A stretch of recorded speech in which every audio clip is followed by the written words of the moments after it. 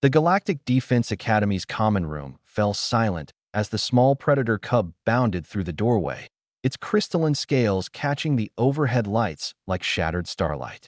Rin was no larger than a standard Earth house cat, but every cadet in the room recognized the distinctive ridge patterns of a Vexori youngling. Apex predators from the death world of Vexos Prime, creatures that could tear through reinforced steel plating when fully grown. Kayla looked up from her datapad, a grin spreading across her face as the cub spotted her and chirped excitedly. The human woman set down her work and crouched low, arms spread wide in invitation. Around her, the other cadets, a mix of Centaurian, Palaxian, and Andromedan species, pressed themselves against the walls, their various skin tones shifting to colors that universally signaled fear. Kayla hissed Tvora, a Centaurian whose antennae were flat against her skull in terror. "Get away from that thing. Where's its handler?" But Kayla wasn't listening. Rin had already launched himself at her, tiny claws extended, needle-sharp teeth bared in what most species would interpret as an imminent attack. The cub's high-pitched snarl echoed through the room, a sound that triggered every prey instinct evolution had gifted to 3/4 of the galaxy's sentient species. The human caught Rin mid-leap, the cub's claws scrabbling harmlessly against the reinforced fabric of her uniform.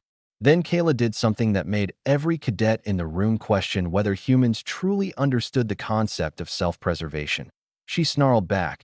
It wasn't a perfect imitation of a Vexori battle cry, but it was close enough. The sound rumbled from deep in Kayla's chest, a guttural growl that made the windows vibrate. Rin froze for a microsecond, his luminescent eyes wide with surprise, before letting out an even higher-pitched squeal of what could only be described as delight. Then Kayla laughed. A full, genuine belly laugh that seemed entirely inappropriate for someone holding a creature capable of bisecting a Palaxian with one swipe of its tail. "Who's a fierce little hunter?" Kayla cooed, her voice shifting from threatening growl to gentle affection in a way that bewildered every non-human observer. She held Rin up, the cub's back legs dangling as he batted playfully at her face with sheathed claws. "Yes, you are. Yes, you are." Cadet Zorix, an Andromedan whose 3 hearts were beating so fast he was at risk of cardiac cascade failure, found his voice. That is a Vexori. A Vexori. They're Category 9 predators. What is wrong with your species?" Kayla glanced up, Rin now cradled in her arms like an infant, purring. If the rattling, chainsaw-like sound could be called purring. "What? He's just a baby. Look at him." She scratched under Rin's chin, and the cub's rear leg began thumping against her arm in satisfaction. "Just a baby." Tvora's voice cracked. "That baby killed 3 security drones last week when it escaped from the xenobiology wing. They startled him," Kayla said defensively, as if that explained everything. "And they were using those awful stun nets. Of course he fought back. Wouldn't you?" The logic was simultaneously reasonable and completely insane. Commander Vrath chose that moment to enter the common room, his massive Corvinian frame filling the doorway. He took one look at the scene, cadets plastered against walls, a human holding a Vexori cub like a pet, and said cub now gnawing contentedly on Kayla's finger, and his facial plates shifted into what might have been exasperation. "Cadet Kayla," he rumbled, "how did you gain access to Specimen Rin? The xenobiology labs are sealed with Level 5 security protocols." Kayla had the decency to look sheepish, though she didn't loosen her grip on Rin.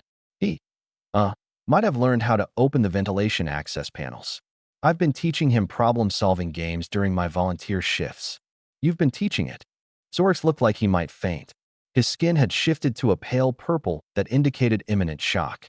"Of course," Kayla said, as if this were the most natural thing in the universe. "Rin's incredibly intelligent. He picked up the basics of pressure plate mechanisms in just 2 sessions, though I didn't expect him to apply those skills to escaping. That's my fault, really. Should have considered the implications."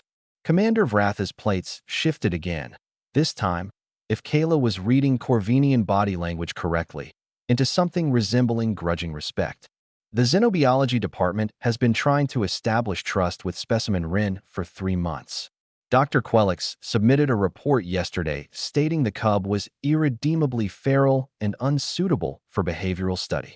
Rin chose that moment to roll onto his back in Kayla's arms, exposing his vulnerable belly, a gesture of absolute trust that no Vexery had ever displayed to a non-pack member in recorded history.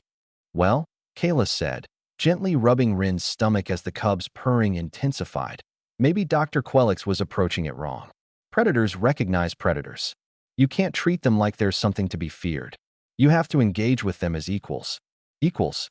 Zorix's voice had risen several octaves. "Humans are Category 3 Deathworlders. Vexery are Category 9. The math doesn't even. The categories are based on environmental lethality of homeworlds, not species-to-species combat capability," Kayla interrupted calmly. Rin had started batting at her fingers again, his movements becoming drowsy. "Besides, Earth has plenty of predators more dangerous than us. We learned to coexist with them. Well, mostly. Sometimes we even made friends with them." Tvor's antennae twitched. "You befriended your apex predators?" "We domesticated wolves," Kayla said with a shrug. "Turned them into dogs. Best decision our ancestors ever made, honestly.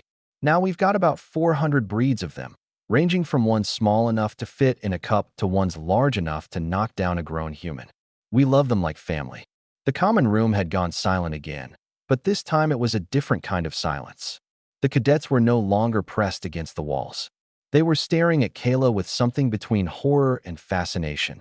Commander Vratha's communication implant chirped. He listened for a moment, then fixed Kayla with an unreadable look. "Dr. Quelix wishes to know if you would be willing to join the xenobiology program as a specialist consultant. It seems the Academy has much to learn about human-predator interaction dynamics." Kayla glanced down at Rin, who had fallen completely asleep in her arms, tiny paws twitching as he dreamed. She smiled. "Sure, but only if Rin gets regular playtime. He's a social creature. Keeping him isolated is probably why he was so stressed." "Stressed," Zorix muttered weakly. "It was stressed. The thing that killed 3 security drones was stressed." Kayla's grin widened. "Well, yeah. You ever try being locked in a lab all day with no stimulation? Makes anyone cranky." She stood carefully, cradling the sleeping cub. "I should get him back before he wakes up hungry. Trust me, you don't want to be around when he's hungry." As she walked toward the door, Rin still snoring softly in her arms, the other cadets parted like water. Commander Vrath watched her go, then turned to address the room. "Let this be a lesson," he said. "Humans assess threat differently than most species. What we see as certain death, they see as a potential friend. This is not stupidity. This is how a species climbs to the top of a death world's food chain and stays there." In the corridor, Kayla whispered to the sleeping Rin, "Don't worry, little guy. We'll get you properly socialized. Maybe introduce you to some of the other cadets once they stop being dramatic about the whole apex predator thing." Rin's tail curled around her wrist, and Kayla couldn't help but think that humanity's greatest talent wasn't tool use, or persistence hunting, or even their ridiculous adaptability, that IT was their uncanny ability to look at the universe's most dangerous creatures and think, "I bet I could pet that."